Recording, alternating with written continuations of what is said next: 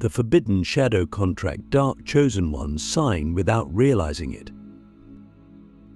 There's something ancient, something deeply buried, that no one talks about in the mainstream spiritual world. Not the lightworkers, not the influencers, not even the so-called awakened ones. It's a hidden agreement that lives beneath the surface of your existence, quietly influencing your thoughts, your emotions, your relationships, and even your spiritual path. You didn't consciously sign it. You probably didn't even know it existed. And yet, it has shaped your life in ways you can't begin to imagine. This is the forbidden shadow contract, the one that dark chosen ones sign without realizing. And if you're watching this, if you felt like your life has been a series of inexplicable initiations, spiritual confrontations, heavy energetic burdens, and moments of radiant light followed by suffocating darkness, then you may have signed it too. But let's go deeper, because this isn't just about victimhood. This is about remembrance. The shadow contract isn't a curse. It's an initiation. It's a soul-level agreement made not in weakness, but in power. A power so ancient, so raw, and so misunderstood that when it begins to awaken in you, it scares even the most seasoned spiritual practitioners. You see, there are chosen ones who walk the path of light, who are protected, who receive guidance, who feel clarity and connection. And then there are those who walk a different path entirely, a path of paradox, a path of trial by fire.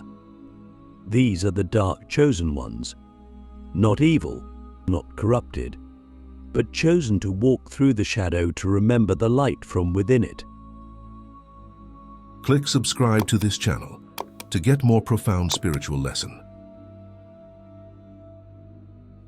The forbidden shadow contract is not written in words. It's encoded in your suffering. It's buried in your childhood traumas, your inexplicable losses, your betrayals, your loneliness. It's in every moment you've ever felt abandoned by the universe, forgotten by the divine, or forsaken by love. It's in the way your life has been a battlefield, not just externally, but internally. You've always felt like something was watching you, testing you, pushing you to the edge. And here's the part that no one wants to say out loud. Sometimes it wasn't your trauma. Sometimes it was the activation of your contract. Because when you carry the codes of the dark chosen one, your life becomes the terrain for spiritual warfare, and you are both the battlefield and the weapon. But why would your soul agree to this? Why would you say yes to something so intense, so isolating, so deeply misunderstood? Because your soul didn't come here to fit in. It came to transform, and transformation doesn't happen in temples. It happens in the ashes. Your soul didn't come to follow the light. It came to reclaim it from the dark. That's what the contract is. It's an agreement to carry the shadow not as punishment, but as purpose.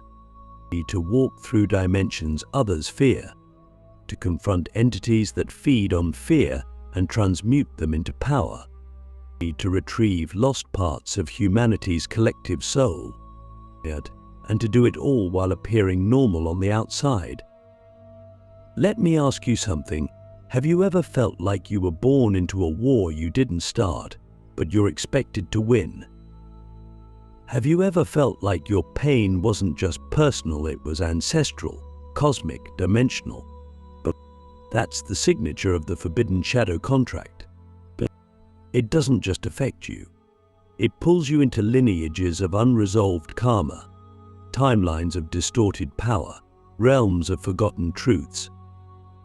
And the more you awaken to who you are, the more the contract begins to speak, not in words, but in synchronicities, in dreams, in strange encounters, in the moments where you feel like reality is bending, like something is trying to get your attention, It is. No. You see, most people seek the light to escape the shadow. But you were sent into the shadow to find the light buried within it. That's the difference. That's the mission. And it's why your life doesn't make sense to people who haven't signed this contract. They'll tell you to just think positive, to raise your vibration, to let it go. But you can't, because your shadow isn't just your wound, it's your weapon. Your darkness isn't a mistake, it's a message. And until you learn how to read it, it will continue to haunt you, sabotage you, and bind you to loops that feel like suffering, but are actually invitations. Invitations to remember. But remembering is dangerous, because once you remember what you are, the contract starts to shift. The tests get harder. The illusions fall faster. The spiritual attacks become more targeted.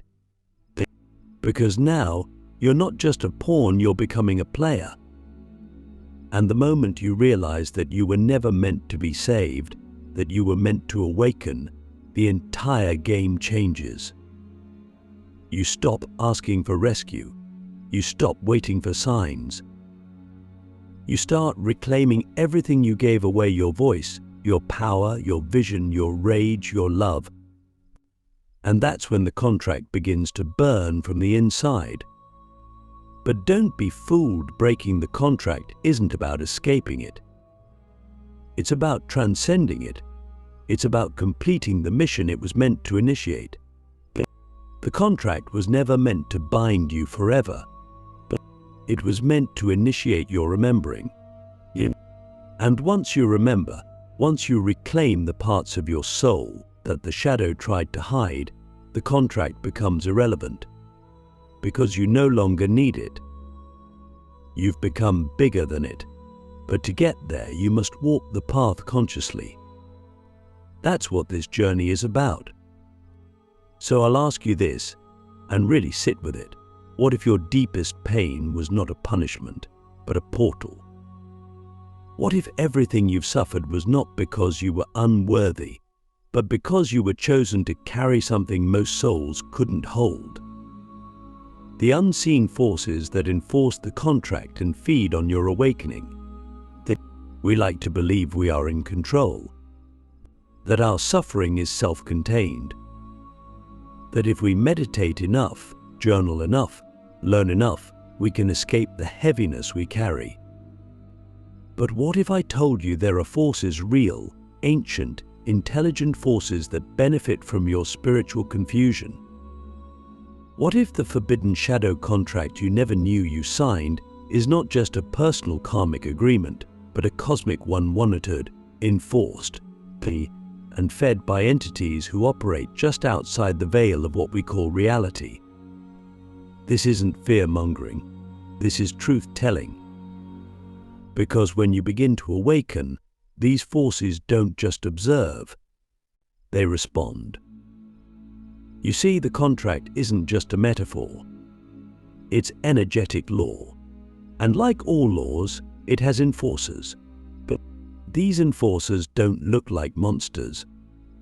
They don't wear horns or growl in the night. They are subtle, intelligent, and often disguised as your own thoughts. They come as doubt, as self-sabotage, as toxic relationships that mirror your deepest wounds. They come as spiritual distractions, false paths that look like truth but lead you further from yourself. These forces are not evil in the way we've been taught. They are hungry. And what they feed on is not your fear in the way horror movies portray. They feed on your incomplete awakening. The moment you start to remember who you are, they don't try to stop you outright. They try to redirect you, to keep you in a loop where you believe you're evolving, but really you're just orbiting the same spiritual wound. Ever noticed how every time you reach a breakthrough, something pulls you back? But ever felt that your spiritual highs are always followed by inexplicable lows? That's not coincidence. That's interference. Because the moment you touch real power, the kind that comes from integration, not imitation, the contract enforcers activate. They whisper, "You're not ready. You're making this up. You need someone else to tell you what's true." And if you're not grounded in your own frequency, you'll believe them. That's how the contract self-replicates, not through violence, but through voluntary disempowerment. And here lies the genius of the system. It's built on your consent, not your conscious consent, but your unconscious agreement to remain small. Every time you choose fear over truth, every time you stay silent when your soul wants to roar, every time you accept suffering as your identity, you renew the contract. You feed the very forces that keep you bound. And they don't have to chain you. They just have to convince you that you're not ready to be free. But here's what changes everything: awareness. Awareness is the breach in the contract. When you become aware that your thoughts are not entirely your own, that your triggers are being amplified by energetic parasites, that your shame is being weaponized against you, you begin to see the contract for what it is: a survival agreement your soul made to navigate a world that punishes power. And once you see it, you can rewrite it, not by fighting the forces, not by waging war on the dark, but by remembering who you were before the contract was signed. You were free, you were vast, you were sovereign. And that version of you still exists beneath the layers of conditioning, beneath the trauma, beneath the inherited beliefs. That version of you is not afraid of the dark. That version of you walks with it, not as a victim, but as a master. Because the dark is not the enemy. It is the unintegrated. It is the forgotten. And when you stop fearing it, you stop feeding the system that survives on your fear. Let me ask you something that may shake you. What if the voice in your head that tells you you're not enough isn't even yours? What if every time you feel like giving up, there's something feeding on that despair? And what if the most radical act of spiritual power is not to fight it, but to reclaim your voice and speak anyway? This is where the game flips. Because these unseen forces have no real power except the power you give them. They can't create. They can only distort. They can't destroy your soul. They can only confuse your mind. Your job is not to destroy them, it's to starve them. Starve them of your self-doubt. Starve them of your silence. Starve them of your guilt and your need for external validation. And when you do, you begin to radiate a frequency they cannot touch. Not because you become invincible, but because you become unavailable to their manipulation. That's the power of remembering. That's the power of awakening beyond the contract. You stop reacting and you start creating. You stop surviving and you start choosing. And here's the paradox. The moment you stop running from the dark is the moment you become a light so fierce, so steady, so real that even the shadow bows. The soul's rebellion, how to reclaim your power without destroying yourself. Reclaiming your power is not a violent act. It's not about vengeance, domination, or burning everything down in a fit of divine rage. That's the illusion that to rise, you must destroy all that came before. But true rebellion, soluble rebellion, is quieter and infinitely more dangerous to the systems that rely on your silence. It's the refusal to keep abandoning yourself. It's the moment you stop asking for permission to be whole. Real power is not loud. It's not flashy. It's remembered. And when it's remembered, it doesn't need to prove itself, it simply is. But here's the trap most dark chosen ones fall into. Once they begin to awaken and realize they've been manipulated, deceived, or drained for years, possibly lifetimes, the rage comes. And that rage is sacred. It's valid, it's necessary. But if you're not careful, it will consume you. And that's how the contract wins again. Because the moment you let the rage turn inward, the moment you start to see your own sensitivity as weakness, your own wounds as shameful, your own past as a mistake, you begin the cycle of self-destruction all over again. And the enforcers of the shadow contract, they love that because it saves them the work. They no longer need to keep you small. You'll do it for them. But rebellion must be rooted in love, not the soft, fluffy kind that avoids conflict, but the fierce, grounded love that says, I refuse to abandon myself ever again. That's where power begins, not in fighting the world, but in choosing yourself again and again, even when it's hard, even when it's lonely, especially when it's lonely, because you will be misunderstood. You will be judged. You will be told that you're too intense, too emotional, too much. But that's the price of remembering. There will always be a cost. The question is, are you willing to pay it? And this is where most people give up, not because they're weak, but because they don't know the difference between destruction and transformation. Destruction says, burn it all down. Transformation says, let it die so something true can rise. One is impulsive, the other is intentional. One is fueled by vengeance, the other is fueled by vision. And if you're going to truly reclaim your power, you must choose vision. Not the vision they gave you, not the roles and masks and false dreams, but your vision. The one that lives beneath the noise, the one that has been whispering to you since before you could speak. So here's the truth no one wants to tell you. Reclaiming your power will require you to disappoint everyone who benefited from your silence. It will require you to say no to energies you used to tolerate. It will require you to walk away from connections that feed your trauma but pretend to be love. And yes, it will hurt, but it will free you. Because every time you choose yourself, you dissolve a clause in the shadow contract. Every time you speak your truth, you break a chain. Every time you stop performing for approval, you reclaim a piece of your soul. Let me ask you something that only your future self can answer. What would your life look like if you stopped betraying yourself to keep the peace? What would happen if, for once, you chose to be sovereign, even if it cost you everything that wasn't real? The soul's rebellion is not about becoming someone new. It's about becoming who you were before the fear took over, before the shame was implanted, before the world convinced you that your power was dangerous. You came here to remember.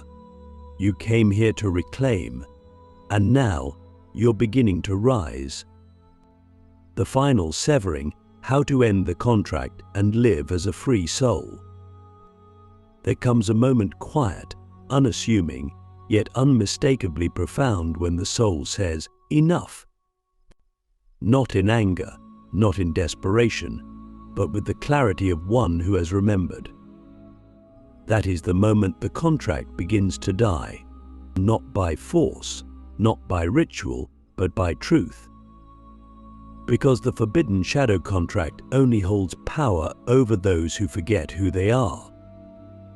Once you remember, once you stop negotiating with your fear and start living from your knowing, the contract loses its grip, not instantly, but permanently.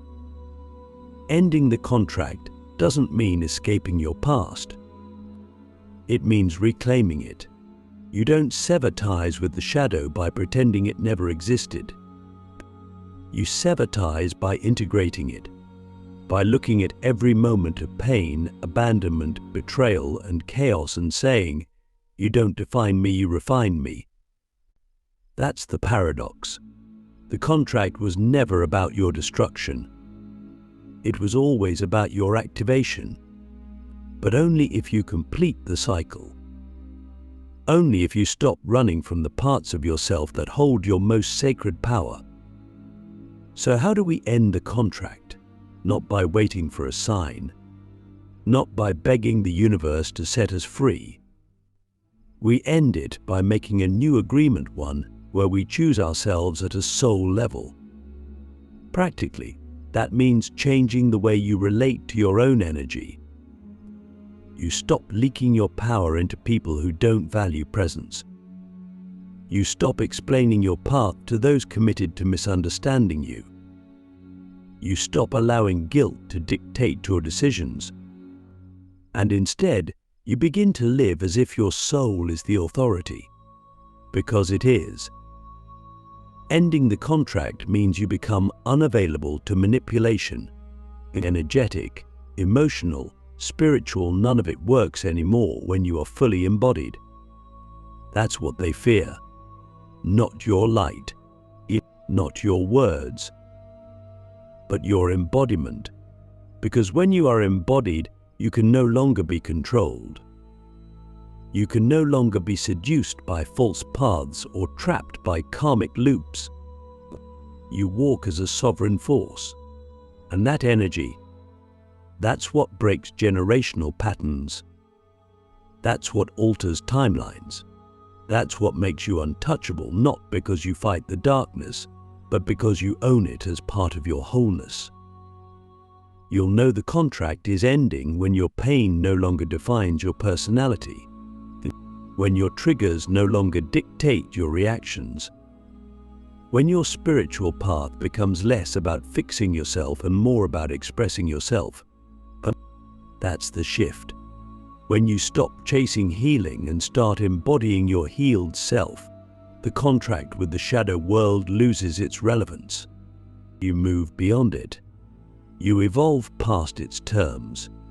And here's the real kicker. No one can do this part for you. Not your guru, not your guide, not even your higher self. It has to be you, in this body, in this moment, choosing to live free. So let me ask you one final question. What if freedom isn't something you earn, but something you remember and reclaim? Because the truth is, you were never truly bound. You were never truly broken. You were initiated. And now that the initiation is complete, the contract has served its purpose. You don't need it anymore. You don't need the suffering to feel connected. You don't need the struggle to feel worthy. You don't need the chaos to feel alive. You are already all of it, and now it's time to live like that's true. This is the final severing, not from your past, but from the illusion that your past controls you. You are not here to repeat cycles. You are here to complete them. And now that you've remembered, there's only one thing left to do. Walk forward. As a free soul, unbound, unapologetic, unstoppable.